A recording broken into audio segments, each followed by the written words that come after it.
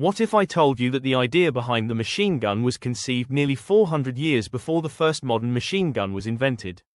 And what if the mastermind behind it wasn't a military general, but the same genius who painted the Mona Lisa? Meet Leonardo da Vinci's 33-barreled organ gun, one of the most fascinating war machines ever designed. Created around 1480, this revolutionary weapon was intended to solve one of the biggest problems of Renaissance warfare, the painfully slow reload time of cannons. Although it was never mass-produced or used in battle, many historians consider it one of the earliest concepts that anticipated rapid-fire artillery and machine.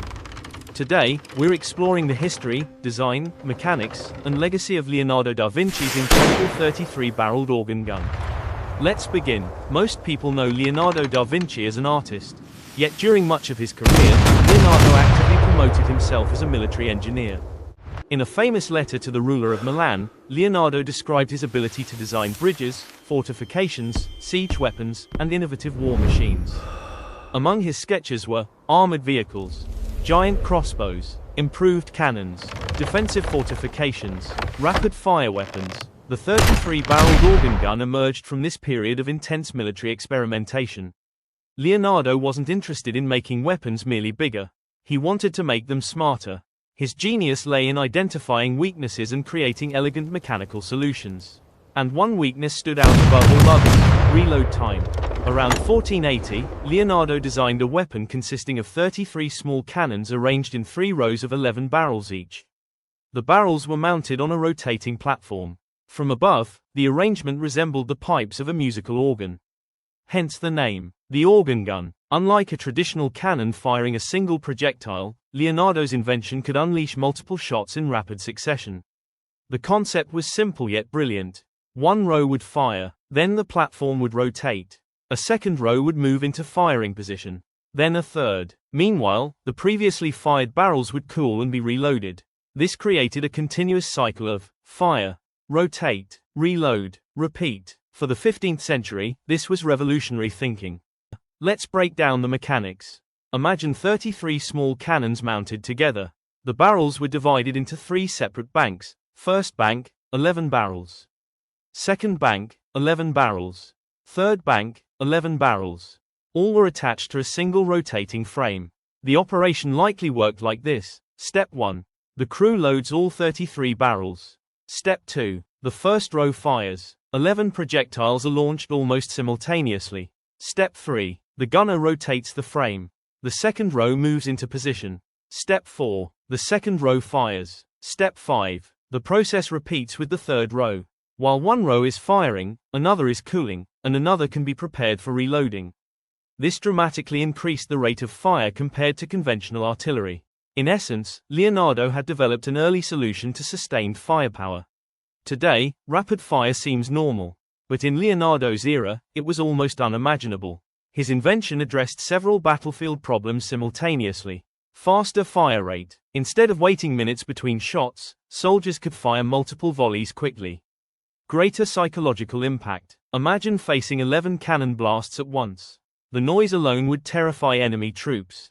Increased battlefield coverage. The weapon's spread pattern could strike groups of soldiers rather than a single target.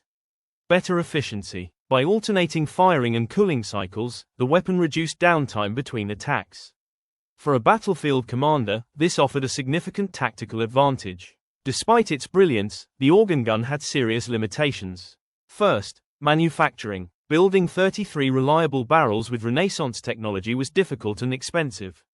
Second, weight. 33 metal barrels created a heavy weapon that would have been challenging to transport.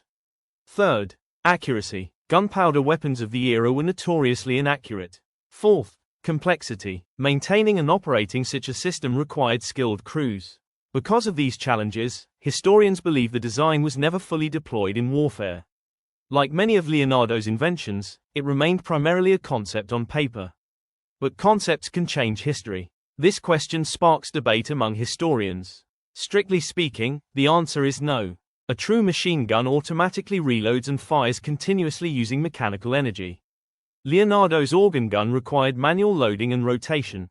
However, the weapon embodied a key principle of modern machine guns, maintaining continuous fire through innovative mechanical design.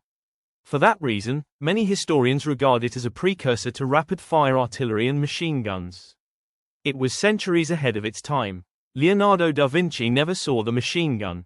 He never witnessed industrial manufacturing. He never experienced modern warfare. Yet somehow, his sketches anticipated technologies that would emerge hundreds of years later. The organ gun demonstrates something remarkable about Leonardo's mind. He didn't simply invent machines. He identified problems. Then he engineered systems to solve them. His focus on efficiency, reliability, and continuous operation remains at the heart of modern engineering today. Leonardo da Vinci's 33-barreled organ gun may never have fired in battle. But its influence echoes through history. From Renaissance battlefields to modern rapid-fire weapons, the idea of maintaining continuous fire began with a sketch from one of history's greatest minds. A weapon that was centuries ahead of its time. A glimpse into the future from the genius of Leonardo da Vinci. If you enjoyed this story of forgotten inventions and hidden history, don't forget to like, subscribe, and turn on notifications. And tell us in the comments, which Leonardo da Vinci invention should we explore next? Thanks for watching. See you in the next video.